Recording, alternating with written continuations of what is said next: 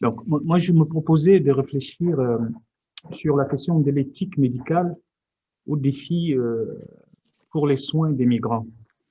Et j'articulais cette question sur deux points.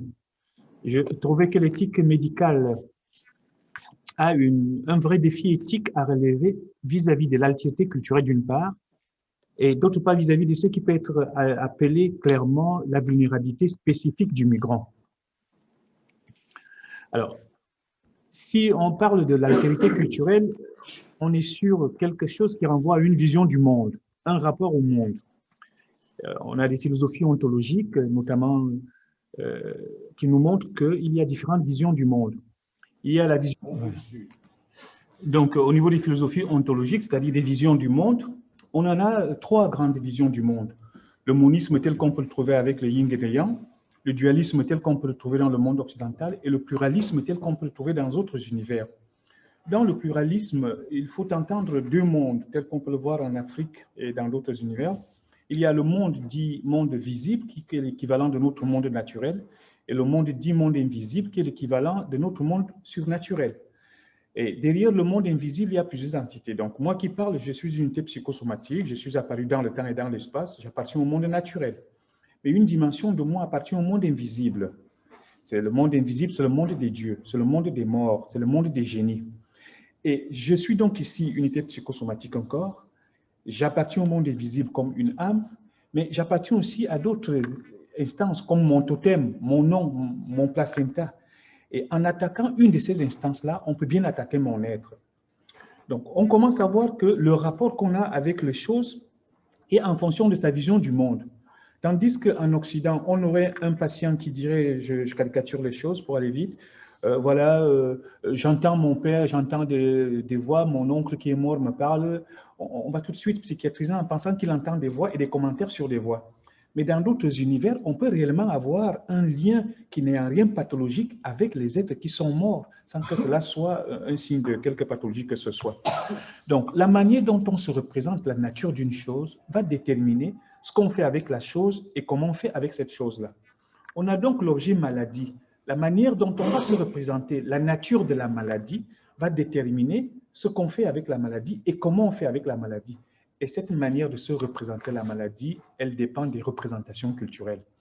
Donc, la vision du monde vient donc nous montrer que l'altérité culturelle a une place réelle dans le projet de soins, surtout lorsque le soignant et le soigné ne participent pas du même implicite culturel. Il y a un décalage. L'autre chose sur laquelle je voulais m'appuyer rapidement, c'est sur l'anthropologie médicale. Benoît définit d'ailleurs l'anthropologie comme une anthropologie tournée vers la façon dont les sociétés perçoivent, définissent et expliquent ces agressions que sont la maladie et la mort et les moyens qu'elles emploient pour prendre en charge les demandes de ceux qui les subissent. On comprend très bien que l'anthropologie médicale nous situe directement dans quelque chose qui tient compte de comment un peuple se représente la maladie. L'autre point sur lequel je voulais m'appuyer, c'est sur la clinique transculturelle. Les travaux de la clinique et la psychiatrie transculturelle nous ont clairement montré que la représentation de la nature d'une maladie est en lien étroit avec les théories étiologiques, mais aussi cela détermine ipso facto les actes thérapeutiques.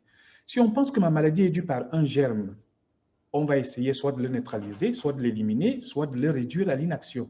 Mais si on pense que c'est un esprit, mais on ne peut pas tuer un esprit avec un antibiotique, on va essayer de l'exorciser ou de négocier avec lui. On comprend donc que la manière dont notre système biomédical est émerge fondamentalement d'une vision du monde dualiste. Alors, le problème qui se pose donc, c'est que lorsqu'on on doit recevoir les gens qui viennent d'autres cultures, notre système médical n'est pas émergent des mêmes représentations culturelles. Bon, cela ne veut pas dire qu'il est rédhibitoire de façon radicale, parce que l'altérité n'est jamais radicale.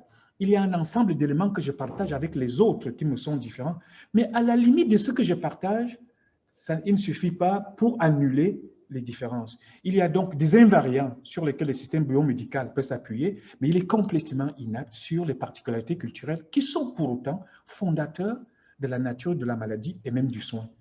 Et en négligeant cette altérité culturelle, on néglige aussi une part de l'incommensurable dignité humaine d'un être humain. C'est en cela que la question éthique interpelle l'enjeu de l'altérité culturelle comme étant constitutive de la dignité incommensurable de tout être humain.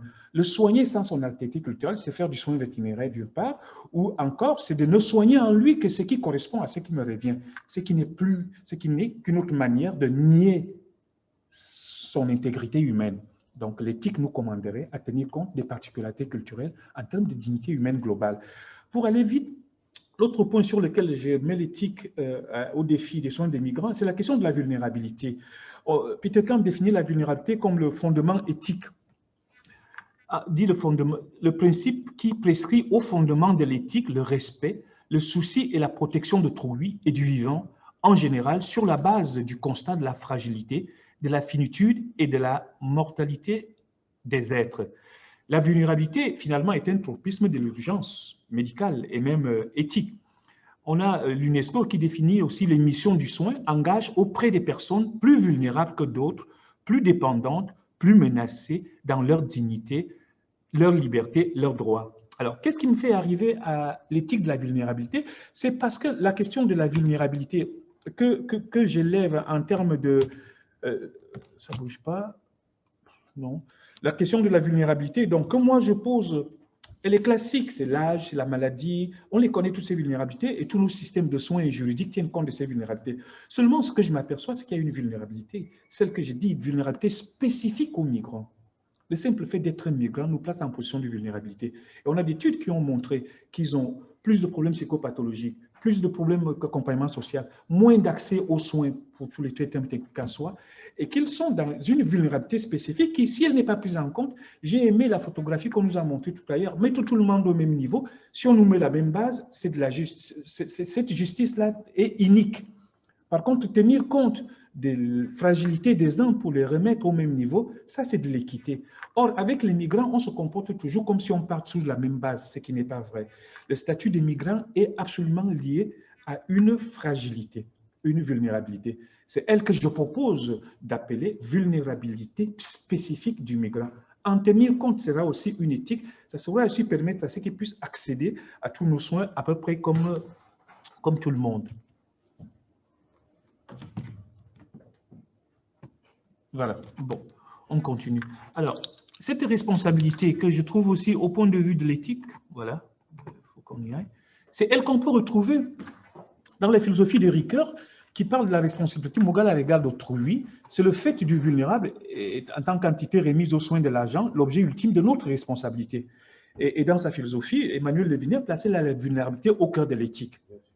La vulnérabilité est donc consubstantielle à la condition humaine. Le mot a dit Levinas, de pied en cap jusqu'à la moelle des os est vulnérable.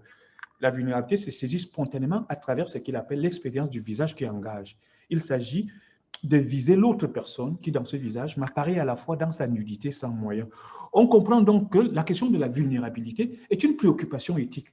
Et tout de suite, les migrants comportent une vulnérabilité qui lui est spécifique, ce qui est un appel d'air éthique. Donc, la question de l'altérité culturelle doit être prise en compte, c'est un enjeu éthique. La vulnérabilité spécifique du migrant, c'est encore un deuxième enjeu éthique, un deuxième défi éthique des soins de ces migrants. Okay. Bien. Alors, quelques questionnements je peux évoquer en termes conclusifs parce que pour essayer d'aller dans le temps. On a Paul Ricoeur qui parle de l'éthique de la sollicitude et de la responsabilité. Il dit que c'est la visée de la vie bonne avec pour autrui dans des institutions justes. Et c'est là où se trouve encore mon questionnement à la fois clinique et philosophique. Toute institution est en soi une émanation sociale et culturelle. La question qu'on se pose, c'est que nos institutions, qui sont les émanations de notre environnement, aux questions qu'on se posait, de nos idéaux, est-ce qu'elles vont être de fait adaptées aux personnes d'autres cultures différentes? Dans une certaine mesure, oui. Et dans l'autre mesure, non. Qu'est-ce qu'on en fait? Est-ce qu'on les réduit à ce qui en eux s'adapte à nous pour les jeter l'autre part d'eux comme n'existant pas? Ou alors, comment peut-on se donner les moyens pour intégrer cette part d'eux qui ne correspond pas à nos émanations? D'ailleurs, la question des institutions, j'ai été content de l'entendre évoquer tout à l'heure, c'est une question qui est posée d'une autre manière en termes de dispositifs. Michel Foucault l'avait déjà posé. Agamben l'avait aussi posé, le philosophe italien. On comprend qu'un dispositif est une émanation socio-culturelle contextualisée. Mais les gens qui viennent d'autres contextes ne peuvent forcément être pris globalement en compte avec tous les différents aspects. Alors, si nos institutions Elles sont bonnes, oui, elles sont justes, mais elles sont justes pour nous. Elles comportent une part qui ne prévoit pas l'autre qui arrive. Comment on fait? Quels aménagements pour une offre de soins éthiques qui tiennent compte de la vulnérabilité spécifique et de l'altérité culturelle du migrant? Voilà les deux questions que je pose. Un début de réponse n'est-il pas dans l'approche transculturelle? Ce n'est pas plus que les autres, c'est juste un outil supplémentaire pour essayer de prendre en compte l'altérité culturelle qui est constitutive du sens et du soin de la maladie, qui essaye aussi de prendre en compte la vulnérabilité spécifique du migrant, qui est très vite négligée et qui pense qu'on offre les soins à tout le monde, sauf quand on ne se rend pas compte, ça ne l'est pas.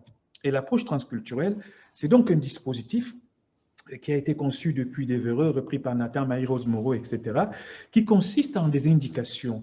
Les indications sont de différentes sortes, de première indication et de seconde indication. La première indication, c'est lorsque le patient dit « je veux chercher moi-même là où on peut entendre les choses de là-bas ». La deuxième indication, c'est lorsqu'une première prise en charge classique commence à heurter sur du matériel culturel auquel elle n'arrive plus à donner sens, ou quand une prise en charge commence à riper, ou lorsque le symptôme est codé de manière culturelle. À ce moment-là, on essaye de trouver ce levier. C'est un cadre avec un dispositif où les gens se placent, comme vous pouvez le voir dans le schéma, tout le monde est assis dans la même base avec un thérapeute principal auquel tout le monde s'adresse. Seul le thérapeute principal s'adresse au patient ou à sa famille via un interprète médiateur parce que la langue est un paramètre thérapeutique pour nous intéressant. Ce dispositif consiste à faire de la place aux paramètres culturels, pas en termes d'exotisme ou de fascination, mais en ce sens que le sens de la maladie, du soin, est culturellement codé et qu'on peut aussi utiliser les paramètres culturels comme levier thérapeutique. L'autre élément qu'on emploie dans le dispositif, c'est la langue des patients. On ne dit pas les mêmes choses dans toutes les langues. On se souvient tous de la fameuse patiente de Freud, Anna O, dans les études sur l'hystérie 1895 déjà, qui changeait de langue en fonction de son état de décompensation. Il y a les langues du trauma, il y a les langues maternelles, il y a les langues des émotions. Lorsqu'on peut réduire quelqu'un qui parle mal le français, on lui demande de dire des choses aussi précises que la souffrance corporelle ou psychique. Comment peut-on se rapprocher de sa réalité s'il l'a dit dans une langue qu'il maîtrise approximativement? J'ai entendu parler des nuits tout à l'heure, j'en étais content. Si on force un Inuit à enseigner des couleurs à son enfant, en français, on a combien de nuances de nuit, de blanc? Très peu, mais les Inuits, ils en ont plus de 20 nuances. On comprend donc que si on force un Inuit à parler, à enseigner les couleurs à son enfant, ça sera des chaînes très pauvres. Alors que s'il peut les lui enseigner dans sa langue, il y aura toute la richesse, toute la complexité des processus cognitifs. Donc la langue maternelle, ce n'est pas une coloration, ce n'est pas un luxe, c'est même un outil thérapeutique qui nous permet de nous rapprocher autant que possible de la réalité psychique, de la souffrance d'un individu, pour le même être au même niveau, tel que le schéma de l'équité. Il y a aussi l'utilisation d'un groupe. Le groupe a une fonction qui consiste, parce que dans certaines cultures, les bonheurs et les malheurs se traitent en groupe. Il n'y a pas d'intimité quand on a un deuil ou quand on a un mariage. Les problèmes les plus complexes sont élaborés en groupe. Il y a donc cette fonction, telle que dans certains lieux on parle d'arbre à parlable pour élaborer les questions complexes. Le groupe a donc des fonctions contenantes. Il a des fonctions de diffracter les mouvements transférentiels. Il a même aussi des fonctions de potentialiser les propositions thérapeutiques des cliniciens. Mais le groupe ne doit pas être appliqué à tout le monde. Lorsque ce sont des gens qui viennent des sociétés où le groupe a cette fonction-là, il est très indiqué. En revanche, si on a des gens qui viennent par exemple d'Asie du Sud-Est, lorsqu'on vient du Cambodge, et on sait là-bas que lorsqu'on était convoqué à l'Assemblée, là où on allait vers le groupe, on ne sortait pas vivant ou on sortait avec des traumatismes. Donc l'utilisation de groupe, ce dispositif est donc un dispositif à géométrie variable qui tient compte des paramètres. Mais cette question des indications des paramètres culturels dans la logique est très fondamentale. Si je l'applique à un exemple aussi simple, l'approche transculturelle qui est une éthique, qui n'est pas simplement un clin d'œil à la culture de l'autre, qui est fondamentalement thérapeutique. Si on prend l'exemple de la question traumatique, le traumatisme qui nous est défini, que ce soit par la DSM-5 ou la CIM-11 dont on en parlait aujourd'hui, qu'en français on appelle état de stress post-traumatique, j'étais face à un événement où menaçait la vie de quelqu'un, ou bien j'ai été témoin ou j'ai entendu, cela se traduit par la symptomatologie, avec des troubles neurovégétatifs, l'hypervigilance, des comportements d'évitement, etc. La théorie du traumatisme psychique, c'est quoi? Si on prend les théories des psychiatres français, c'est le face-à-face à la mort. Si moi et comme, je ne sais pas si c'est le prénom, on fait un accident d'avion, on est des survivants. nous avons tous deux été exposés à un accident mortel. Mais qu'est-ce qui a menacé notre mort? Tout le monde me dira l'accident d'avion, mais très bien, soit une erreur humaine, soit une erreur mécanique, soit tout simplement un fait de nature. Très bien, on va aller voir le psychiatre qui va nous mettre, pour nous réguler un peu l'humeur, on va voir les psychologues, on va voir BFTV qui va nous rassurer, on sait les sons depuis tôt, maintenant tout va bien. On devrait être sorti de ça. Oui, si franchement notre réfraction était due à l'accident d'avion. Là se trouve l'importance et l'efficacité clinique. Pour comme, oui, c'est l'accident d'avion, mais pour moi, ce n'est pas l'accident d'avion. Le face-à-face à la mort, l'avion n'est que l'outil qu'a utilisé le sorcier. Mon effraction psychique, si on prend les termes psychodynamiques, n'est pas due à la menace de la mort de l'accident d'avion, c'est dû au fait que je me sentais vulnérable par une attaque sorcière. Toute la thérapeutique, tant qu'on n'aura plus par compte de me sécuriser en me dotant des protections vis-à-vis de l'attaque sorcière, moi je resterai dans les symptômes. Donc un clin d'œil, pas un clin d'œil, donc l'implication de la culture comme paramètre thérapeutique n'est pas juste de l'exotisme, c'est de l'efficacité clinique, mais aussi une posture éthique du soin. Voilà, je vous remercie.